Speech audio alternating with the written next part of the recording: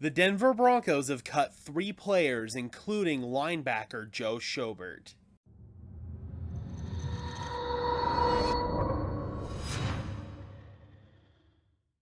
Hello everyone, and welcome to Denver Broncos Syndicate, part of the Sports Syndicate family of channels where we're dedicated to bringing you content about our favorite sports teams. I am your host, Gage Madrid. Before we jump in, we just need to get the housekeeping stuff out of the way. According to YouTube, just over 2/3 of the people who watch these videos are not subscribed. So if you routinely watch these videos but are not subscribed to the channel, it would be awesome if you could do so. We're just 16 subscribers away from 800, and I believe that we can get there by the end of the week, so each subscription would help us out a ton. On Tuesday afternoon, the Denver Broncos made several transactions to reduce their active roster down from 85 to 80 players. In 1 week from today, the Denver Broncos will have to trim down to their initial 53-man roster. Today, the Denver Broncos have announced that they have released linebacker Joe Schobert, wide receiver Trey Quinn, and running back Stevie Scott.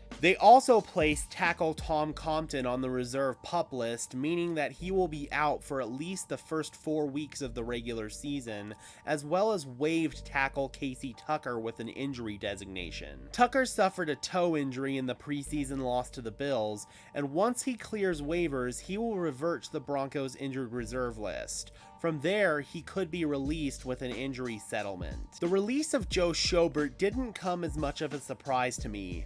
Although he was brought in to help bolster the off-ball linebacker position, his play against the Bills on Saturday was quite poor. He missed tackles, struggled in coverage, and was routinely washed out in the run game. This did not look much different from the Joe Schobert that we saw last season with the Pittsburgh Steelers.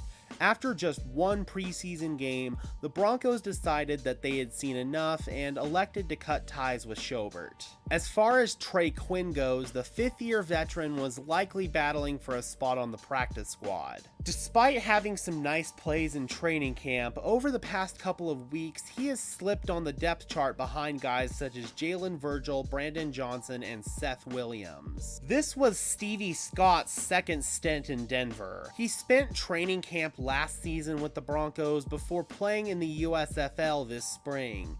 He was then re-signed by the Broncos following an injury to Demarie Crockett. He didn't really produce in the last 2 preseason games, so him being cut also doesn't come as much of a surprise. I wish all of these guys nothing but the best moving forward. The Broncos will face the Minnesota Vikings this Saturday night at home in their preseason finale, and then after that, it's on to Seattle. We are just 19 days away from the Broncos' regular season kickoff. Be sure to keep it right here on Denver Broncos Syndicate for continuing coverage throughout the season. Be sure to leave a like on this video, as well as subscribe and ring the bell so these videos appear in your notification feed. And while you're at it, be sure to follow me on Twitter at Gage Madrid NFL for even more Denver Broncos coverage.